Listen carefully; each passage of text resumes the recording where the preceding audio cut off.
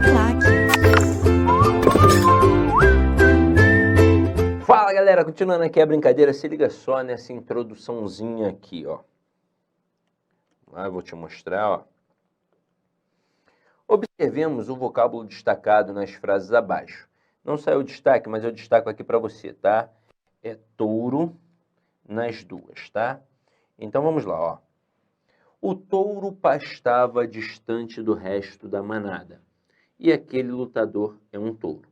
Se procurarmos o significado desses vocábulos no dicionário, vamos encontrar que touro é um boi não castrado usado como reprodutor ou um signo zodiacal. Então você está vendo que essas duas expressões aqui, ó, entre aspas, representam o que é touro dentro de um dicionário. Então significa que até o signo zodiacal é considerado linguagem denotativa, linguagem dicionarizada.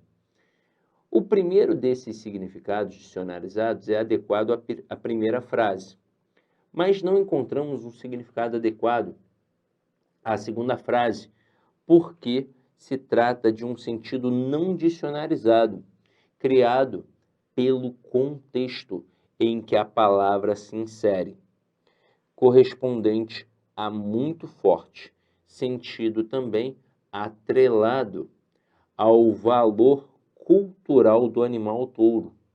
No primeiro caso, o vocábulo designa uma realidade cuja designação está historicamente estabelecida e dizemos que é empregado em denotação.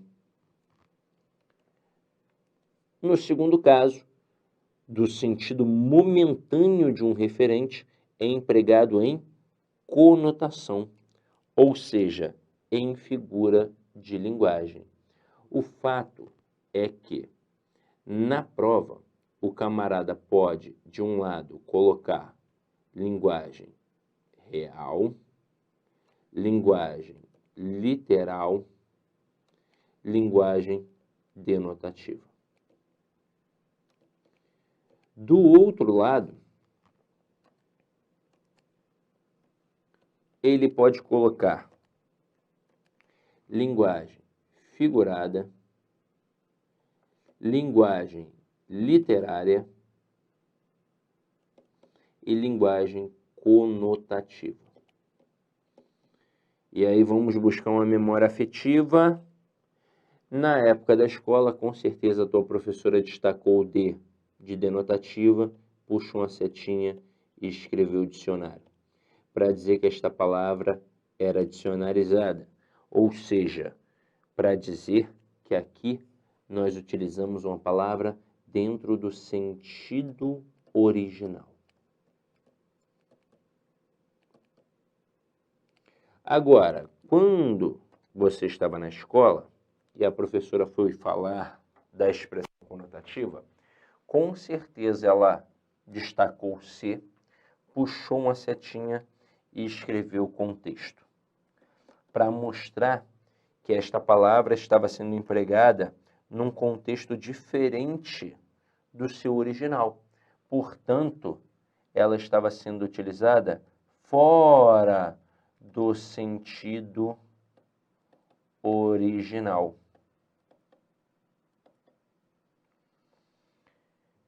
Aqui nós vimos os exemplos, podemos trabalhar outros. Se eu disser que comprei meio metro de pedra para construir um muro em minha residência, a palavra pedra aí foi empregada no sentido original. Se você abrir o dicionário, vai encontrar lá que é um substantivo feminino, que é um mineral, blá, blá, blá, blá, blá, blá. Quem conhece um pouquinho mais de pedra, sabe que é aquela pedra-fogo, né? Quem conhece um pouquinho mais de obra, quer dizer, sabe que é aquela pedra-fogo que a gente usa para poder fazer concreto. Mas se eu falar assim, ó, então foi empregada no sentido real, sentido denotativo. Mas se eu falar assim, ó, Maria é uma pedra em meu sapato. Ela não é a pedra de verdade que está ali dentro do meu sapato. Mas a associação que eu fiz é que ela é para mim como se fosse uma pedra em meu sapato. Ela é um estorvo, ela é um problema, ela é um incômodo. A Maria é um incômodo na minha vida, ela é uma pedra em meu sapato. Isso é um sentido figurado, isso é um sentido metafórico. Então, todas as figuras de linguagem são da linguagem figurada, da linguagem literária, da linguagem conotativa.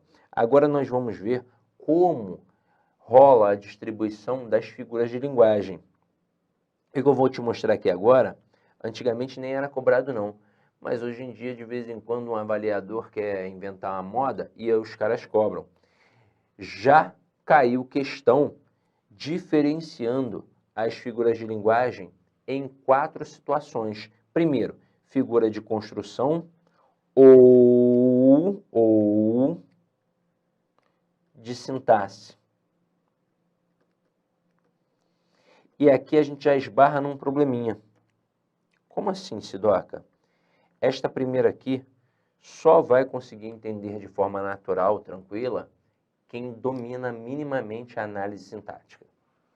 Quem domina minimamente a análise sintática, quem sabe o que é ordem direta, ordem inversa, quem domina a análise sintática. Quem não domina a análise sintática vai encontrar um desconforto aqui agora. Então, tá vendo? Ó, você depende da análise sintática. Agora, é a construção que mais cai nas provas? Não. As 2 construções que mais caem, na verdade, são essas 2 aqui, ó.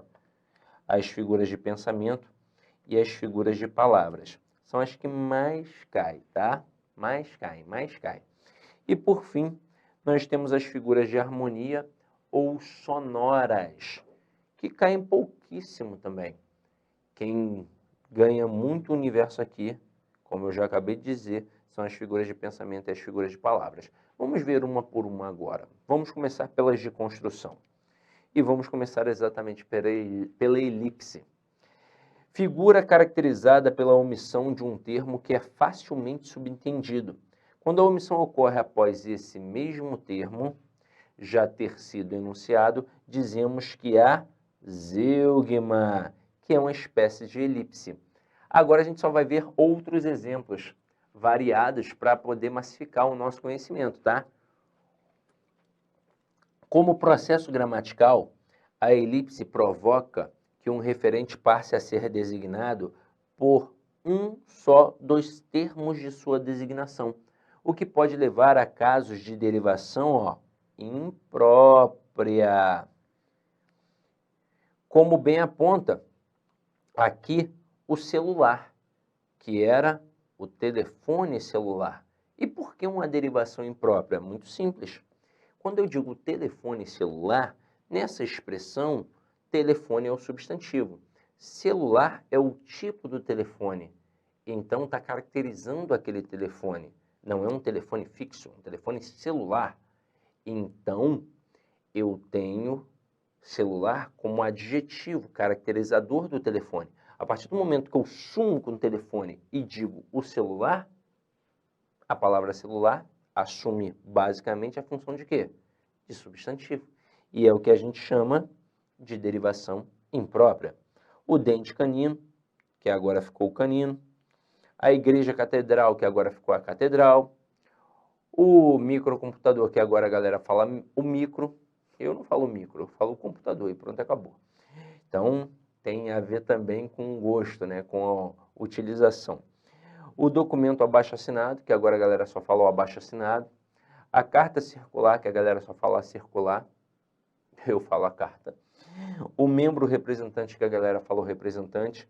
A caneta esferográfica, que a galera fala esferográfica. Não, eu falo a caneta e pronto. Um filme documentário, que a galera fala um documentário. Aí beleza. Além disso, em alguns casos, a elipse de um termo pode provocar o aparecimento de um novo gênero para o termo sobrevivente de uma expressão, como é o caso de a rádio, elipse de emissora de rádio. O América, elipse de time América, né? Time América. A Rio-Niterói, elipse de ponte, a ponte Rio-Niterói. O fila, elipse de cão, cão-fila. E ali o funcionário da caixa, né? Que a gente fala o caixa só. Continuando, o pleonasmo. Aqui você vai marcar um asterisco. Por que vai marcar um asterisco? Porque existe a figura de linguagem pleonasmo e existe o vício de linguagem pleonasmo. São coisas diferentes. O problema é que o cara, quando cria a questão, o avaliador da banca, ele pode ter um domínio muito grande e entender que existe essa diferença e tratar o pleonasmo como uma figura de linguagem e o vício de linguagem, que é diferente, que a gente chama de pleonasmo vicioso de outra forma. Existe a figura de linguagem que só chamamos de pleonasmo e existe o vício de linguagem que a gente chama de pleonasmo vicioso. Mas pode ser que seja um avaliador jovem. Como assim você vai falar um avaliador jovem, Sidoca? Tem bancas pequenas, tem bancas menores, tem terceirização de trabalho. Aí, às vezes, uma banca pega um concurso. Aí, sei lá, a banca A pega um concurso, vai cobrar, sei lá, 5 milhões pelo pregão para realizar logística, tudo, pá, não sei o quê. Aí vem uma banquinha menor, a banca B, e fala para o dono da banca A, cara, olha só, eu realizo tudo isso por 3 milhões. E aí, eu não sei se você entendeu, se o cara da banca B fala que realiza tudo por 3 milhões, significa que vão sobrar 2 milhões sem trabalho. Aí o cara da banca A aceita. Aí vai sair lá, ó, banca A realiza a prova. Mas quem está fazendo a prova é a banca B, mas quem responde é a banca A. Mas aí o que acontece? Essa banca B, para minimizar os custos, contrata, às vezes, uma galera que não é nem informada. E aí o cara vai fazer um Ctrl+C, um Ctrl+V de questões, vai tentar inventar moda, tentar inventar conceitos, daí que surgem as questões extremamente mal formuladas. Aí você olha e fala assim, pô, foi um professor de português que fez isso? Por conta desse procedimento. Isso acontece direto e isso, infelizmente, vai continuar acontecendo por muito tempo. Mas vamos entender exatamente o que é o pleonasmo, figura de linguagem. Olha aqui.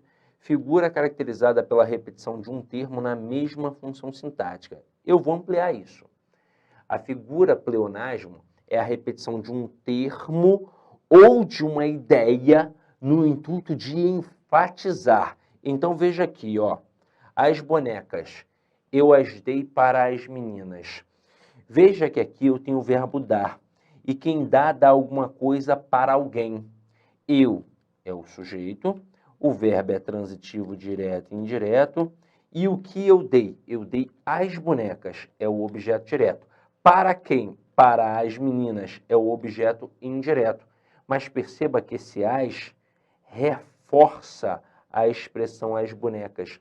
Então é o que a gente chama de objeto direto pleonástico.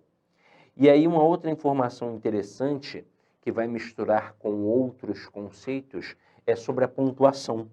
Está vendo aqui esta vírgula separando o objeto direto do objeto direto pleonástico? Pois bem, esta vírgula é obrigatória. Se eu retirar, eu terei um prejuízo gramatical. Aí aqui, ó, nós temos a observação. O termo as é pleonástico, pois repete na mesma função o objeto direto o termo anterior bonecas. Na verdade, as bonecas, tá?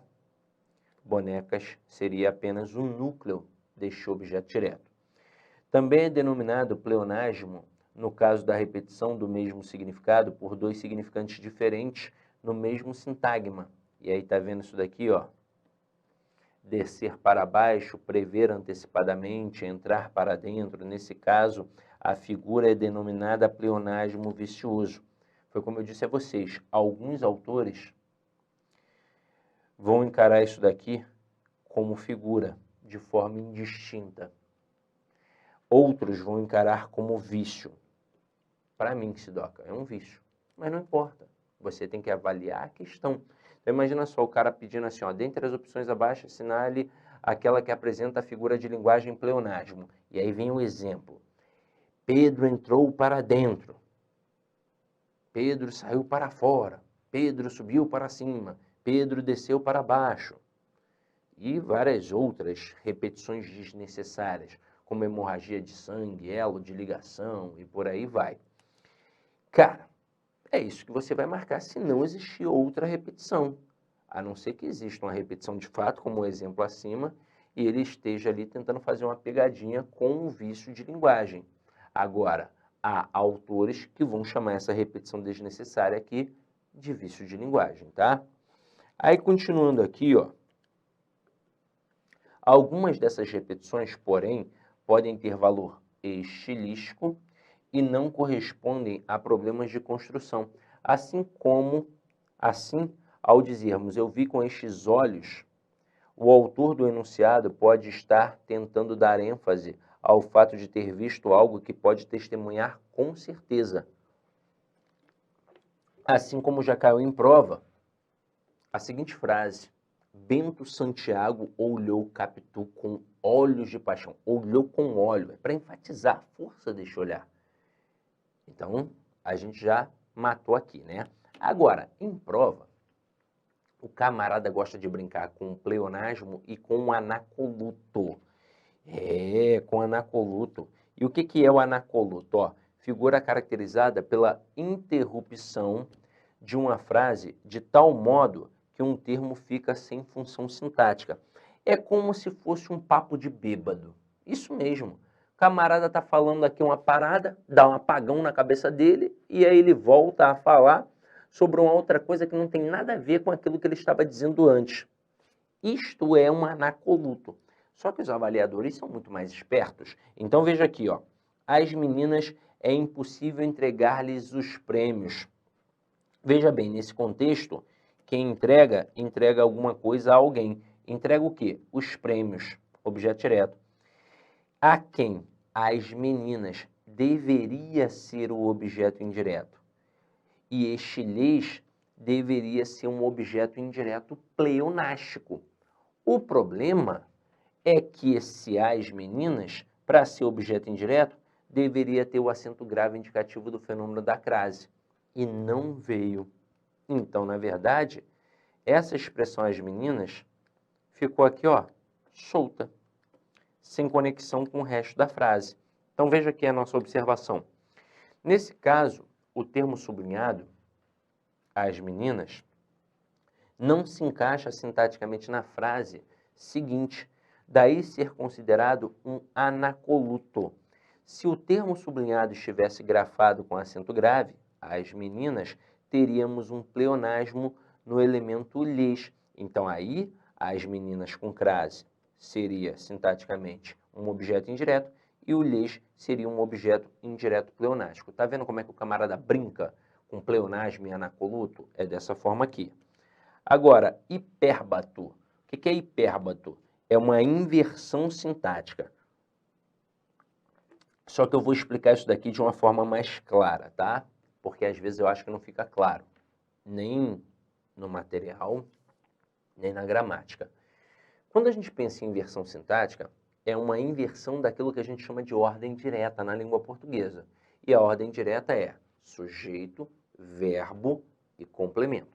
De onde essa ordem direta surgiu? De nós, falantes comuns da língua portuguesa. Não só no Brasil, em Portugal, na Guiné-Bissau, em Moçambique, Cabo Verde, Angola.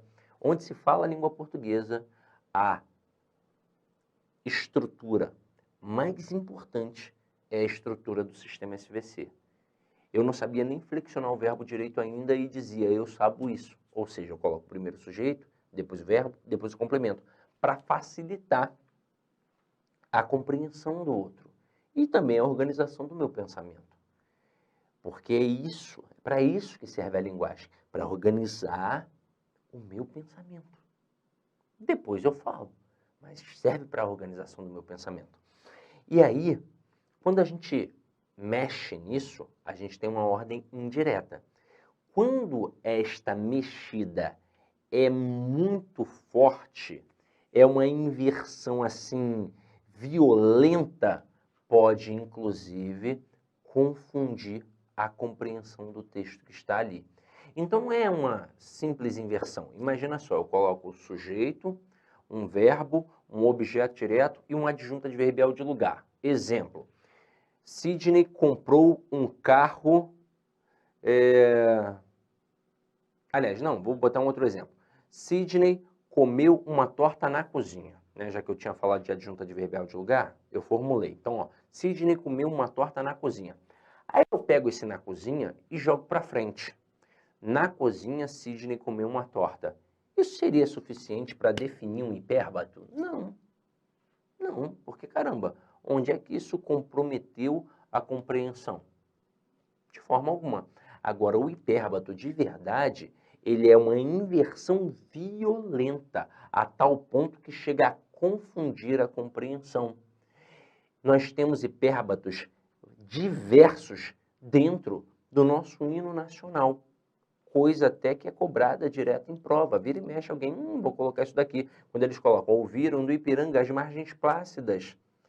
Para a gente, na hora que você ouve, qual é a sensação? Que as margens plácidas é uma adjunta adverbial de lugar. Seria até se ele tacasse ali um acento grave indicativo do fenômeno da crase. Mas não tem, repare.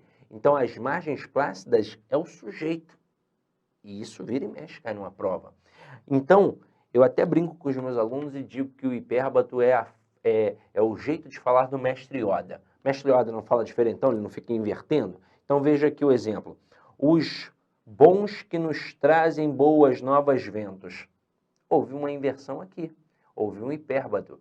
E nem é difícil compreender se você olhar com calma. Tem aluno que fala assim, caraca, eu nunca consegui entender o que significava essa frase. Os bons ventos nos trazem boas novas. É isso. Agora, continuando.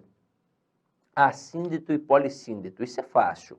Síndeto é conectivo, ou seja, é conjunção. Assíndeto, esse é uma negação, ou seja, é quando não tem conjunção. E poli é para dizer que tem muitos, ou seja, muitas conjunções. Então vamos lá. Quando temos uma enumeração, pode ser feita de 3 modos distintos. Primeira, ela comprou bananas, vírgula, peras e abacate. Essa daqui não tem figura de linguagem. Ela foi utilizada no sentido denotativo, tá? Agora, a segunda, ela comprou bananas, vírgula, peras, vírgula, abacate. Você viu que não teve o ezinho que finaliza a soma dos elementos? Ou seja, não teve conjunção? Então, aqui a gente tem um assíndeto. Na terceira frase, ela comprou bananas e peras e abacate. Nem apareceu a tal da vírgula enumerativa. Apareceu apenas o ezinho o tempo todo. Então, aqui eu tenho o que a gente chama de polissíndeto. E aí tem a observação, ó. A primeira frase, nada tem de diferente segundo a construção da frase portuguesa, mas a segunda omite a conjunção e no último elemento, provocando com isso uma valorização global. Então, aqui a valorização dos elementos é global. Eu não individualizo, eu generalizo, é global a valorização. Peras, bananas, abacate. Do que foi comprado, fazendo assim um assíndeto. Enquanto na terceira, há a repetição da conjunção e, polissíndeto, causando uma valorização individual de cada produto adquirido. Então, a troca da frase 2 pela frase 3, por exemplo, não promoveria um prejuízo gramatical, por assim dizer, mas alteraria de forma significativa o sentido. Então, em uma nós temos uma valorização global dos elementos e na outra uma valorização individual, tá? Mas a prova dificilmente vai cobrar essa maldade aí neste nível. Vai só perguntar se é assíndeto ou polissíndeto, tá? Agora aqui, ó, silepse. Esta figura corresponde à concordância ideológica, ou seja, a concordância que é realizada com o sentido da palavra ou com a ideia que expressam em lugar de ser feita com a sua forma gramatical. A silepse apresenta 3 tipos distintos. Primeiro, silepse de número. Quando a gente fala em número, a gente fala em singular e plural. Então, veja, o pessoal, ainda que tardiamente, chegaram bem. Pessoal é uma palavra no singular. Então, de acordo com o padrão culto da língua, eu deveria dizer o pessoal chegou bem. Mas como essa palavra dá a ideia de coletividade, aqui a gente faz uma silepse de número colocando o verbo no plural. Silepse de gênero. Quando a gente fala em gênero, a gente fala em masculino e feminino. A criança apresentou-se muito bem vestido. Criança é uma palavra feminina. Então, de acordo com o padrão culto da língua, aqui ficaria a criança apresentou-se muito bem vestida. Mas olha a intenção aqui, por isso que é uma concordância ideológica. É para mostrar que essa criança é um menino. Agora, silepse de pessoa, para definir se é primeira pessoa, né? Segunda pessoa, terceira pessoa, isso é pessoa, para definir quem fala, para definir quem é a pessoa do discurso. E aí veja, os vestibulandos somos muito preocupados. O que aconteceu aqui? Por que ele não colocou os vestibulandos são muito preocupados? Por que ele não utilizou a terceira pessoa do plural, mas sim a primeira pessoa do plural? Ora, foi de forma intencional. Vamos supor que um jornalista esteja fazendo uma chamada na época do Enem, por exemplo. E aí ele aparece e diz, os vestibulandos são muito preocupados. Ele está falando dos outros. Ele não faz parte deste universo. Então, por isso, ele usa aí a terceira pessoa do plural. Agora, quando ele diz os vestibulandos somos muito preocupados, ele se inseriu de forma intencional para mostrar que ele faz parte deste universo, ou seja, ele também é um vestibulando. Agora, continuando aqui a nossa brincadeira. Anáfora, figura que consiste na repetição inicial numa frase ou verso do mesmo vocábulo. Deus é força, Deus é luz, Deus é poder. Isto é anáfora. Continuando aqui, figuras de pensamento. Vamos trabalhar a antítese, mas eu quero trabalhar a antítese num contraponto com o paradoxo, o oxímoro. Então vamos lá. Quando a gente pensa, vou até colocar aqui uma telinha branca, em antítese versus paradoxo, vários confundem, tá? Então nós vamos trabalhar aqui uma etimologia. Tese é opinião. Anti é aquilo que é contrário à opinião. Então, a antítese trabalha uma oposição. Qualquer oposição que exista. Então, o bem e o mal, o céu e o inferno, o rico e o pobre, o alto e o baixo. Aí você pega aquele título do livro, né, do João Cabral de Melo Neto, Morte e Vida Severina. Eu tenho morte, eu tenho vida. Isso é antítese. Aí eu pego uma notícia de jornal, tá? Assim, no Brasil o rico sempre se dá bem, o pobre sempre se dá mal. Eu tenho ali antíteses, rico e pobre, bem e mal. Agora, quando a gente pensa em paradoxo, doxo vem de doxia, que significa opinião também, que significa lei. E esse para aqui é o que é paralelo. É como se a rua A fosse a lei e a rua B fosse o paradoxo. E eu te pergunto, quando é que a rua B vai ser a rua A? Nunca. Então, o paradoxo, ele trabalha com aquilo que é impossível.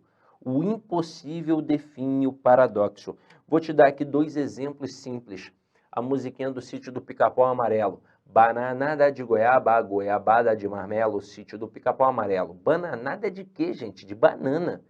Goiabada que é de goiaba. Como é que eu vou comer uma bananada de goiaba? Isso é impossível.